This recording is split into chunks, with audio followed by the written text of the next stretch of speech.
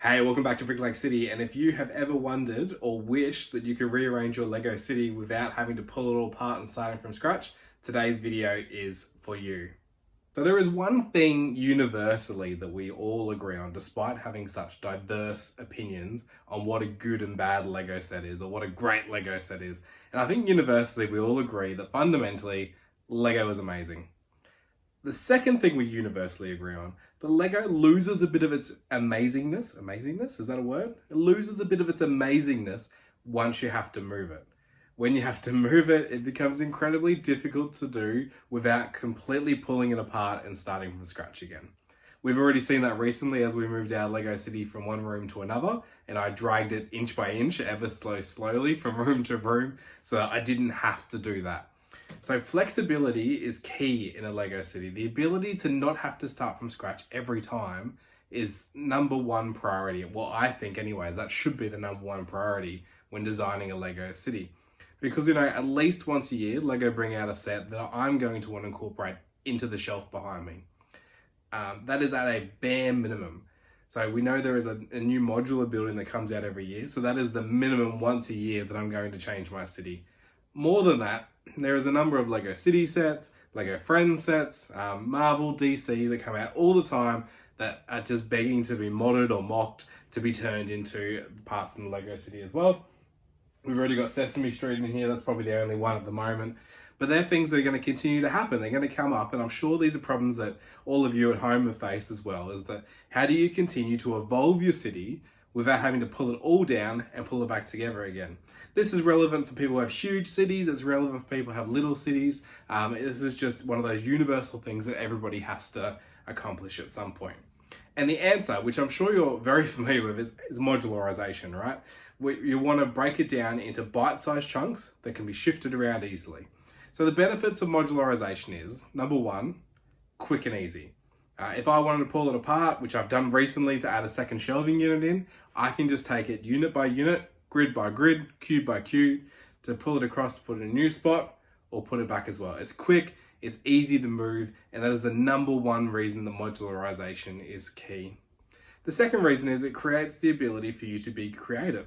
You're not limited by your original design. If, for the moment, if we look at the city now, you can see I've got the hotel next to the corner garage. If you decide in 6 months' time that that's not the placement you want, you can easily just pick up those two buildings and switch them, or a third building and switch them around, or you can remove them out of the city completely. And that's the other thing, number three, is that it makes it easier for you to store Lego in a different location. So say I only had this one shelf, which I did have originally, it's already full. There's not a lot of room left in that shelf for me to add more to. So say we get to December, Lego brings out their brand new modular, and it is just the bee's knees of modulars, and I can't even imagine not having it in my city. Where's it going to go? With the ability to have it modularized means that I can go, you know what? I'm a bit bored of the brick bank, which I'd probably never say because that's my favorite modular.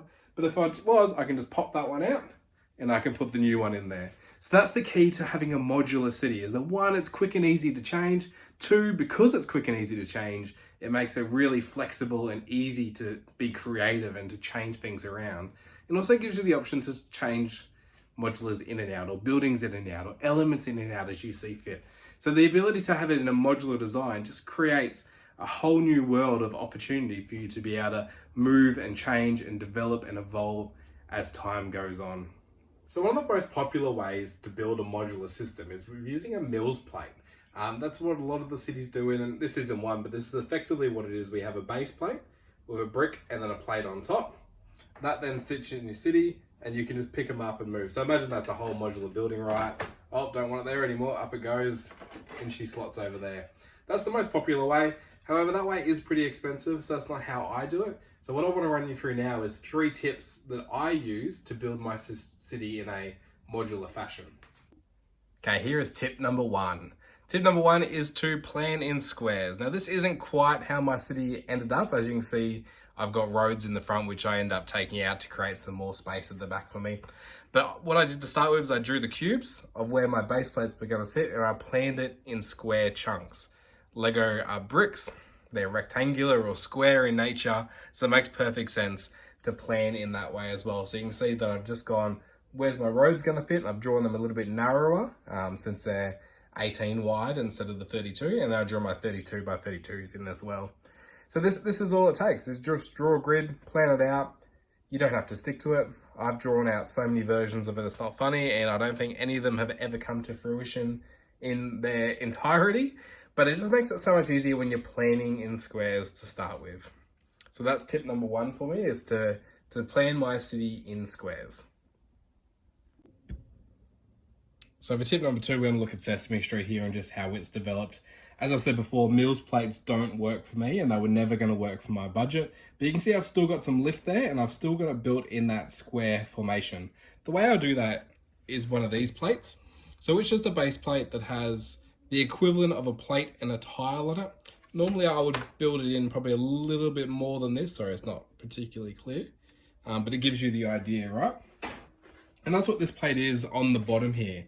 It's a series of tiles and plates that go on the bottom. Your base plate then goes on top of that to give it a bit of lift.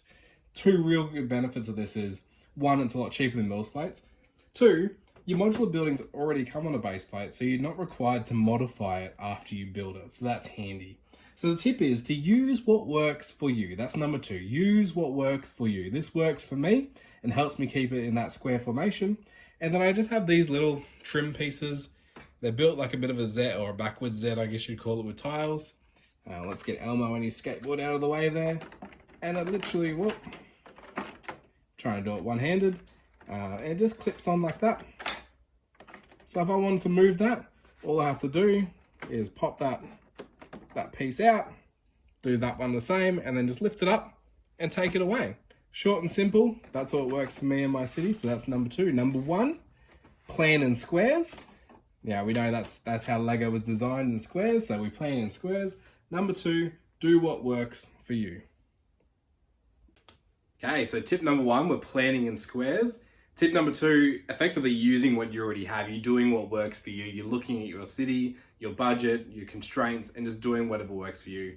And tip number three is probably a little bit cringe, but tip number three is just don't care about anyone else. It's your city, you design it your way. If you don't want it modularized, don't modularize it. If you want to copy how I've done it, copy how I've done it. If you want to use mill plates, use Mills plates.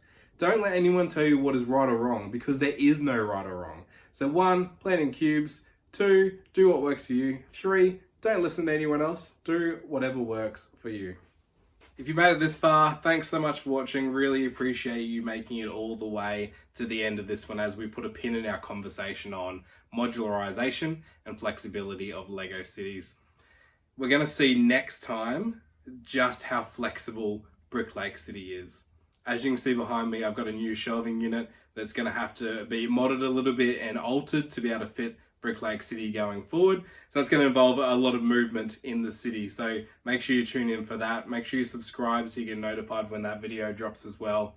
But really appreciate you watching. Make sure you put anything in the comments, any hints, tips, or tricks you have for me. Because as you can see, I am fumbling my way through this Lego city. So any advice you can give me is greatly appreciated. Thanks so much for watching. You guys are great. See you next time.